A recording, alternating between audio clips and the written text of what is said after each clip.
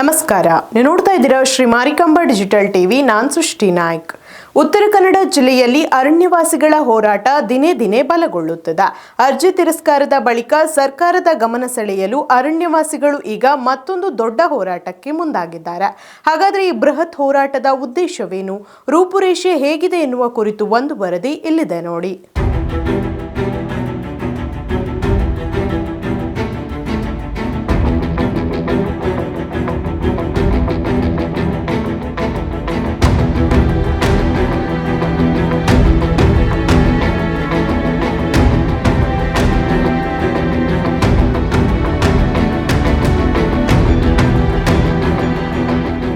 ಹೌದು, ಉತ್ತರ ಕನ್ನಡ ಜಿಲ್ಲೆಯ ಅರಣ್ಯವಾಸಿಗಳ ಬದುಕು ಇನ್ನಷ್ಟು ಕಠಿಣವಾಗ್ತಿರುವ ಬೆನ್ನಲ್ಲೇ ಹೋರಾಟವು ಅಷ್ಟೇ ಬಲಗೊಳ್ತಾ ಇದೆ. ಅರಣ್ಯವಾಸಿಗಳ ಜಾಗ ತೆರವು ಮಾಡಲು ನೋಟಿಸ್ ನೀಡಬಾರದೆಂಬ ನ್ಯಾಯಾಲಯದ ಆದೇಶ ಇದ್ದರೂ ಅರಣ್ಯ ಇಲಾಖೆ ನೋಟಿಸ್ ನೀಡುತ್ತಿದೆ. ಇದು ಒಂದೆಡೆ ಆದರೆ ಈಗ ಬರೋಬ್ಬರಿ 73,000 ಅರಣ್ಯವಾಸಿಗಳು ಸಲ್ಲಿಸಿದ ಅರ್ಜಿಗಳು ತಿರಸ್ಕಾರಗೊಂಡಿವೆ. ಅರ್ಜಿ ತಿರಸ್ಕಾರವಾದ ಹಿನ್ನೆಲೆಯಲ್ಲಿ ಅರಣ್ಯವಾಸಿಗಳ ಹೋರಾಟದ ಕಿಚ್ಚು ಇನ್ನಷ್ಟು ಹೆಚ್ಚಾಗಿದೆ.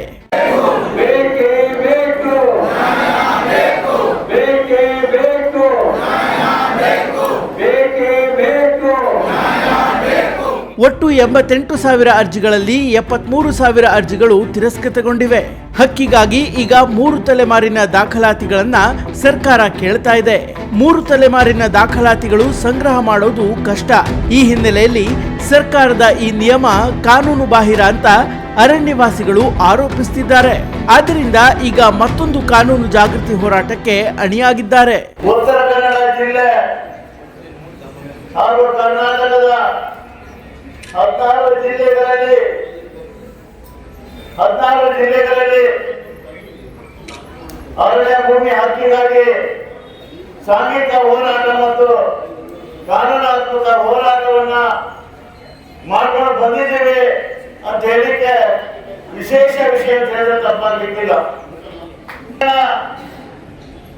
ಹೋರಾಟದ ನಂತರ ಅರಣ್ಯ ಹಕ್ಕು ಕಾಯ್ದೆ ಡಿಸೆಂಬರ್ ಕಾನೂನಾತ್ಮಕ ಸಮಸ್ಯೆಗಳಿಂದ, ಬಂಡಿಗೆ ಸಂಬಂಧಪಟ್ಟಂತಹ ಗೊಂದಲಗಳಿಂದ, ಪರಿಪೂರ್ಣವಾದ ಕಾನೂನಿನ ಇರುವುದರಿಂದ ಇವತ್ತು ಈ ಕಾಯ್ದೆ ಅನುಷ್ಠಾನದಲ್ಲಿ ವೈಫಲ್ಯವಾಗಿದೆ.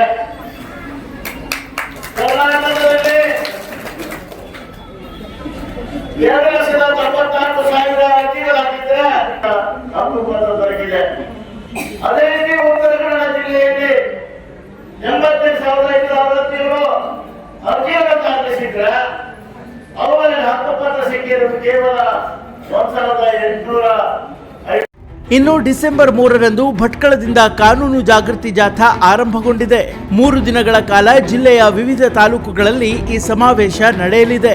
ಭಟ್ಕಳದಿಂದ ಆರಂಭವಾದ ಜಾಗೃತಿ ಜಾಥಾದಲ್ಲಿ ಸಾವಿರಾರು ಸಂಖ್ಯೆಯಲ್ಲಿ ಆಗಮಿಸಿದ ಅರಣ್ಯವಾಸಿಗಳು ಹಕ್ಕಿಗಾಗಿ ಆಗ್ರಹಿಸಿದ್ರು. ಜೊತೆಗೆ ಹೋರಾಟದ ಕಿಚ್ಚು ಹೆಚ್ಚಿಸಿದ್ರು.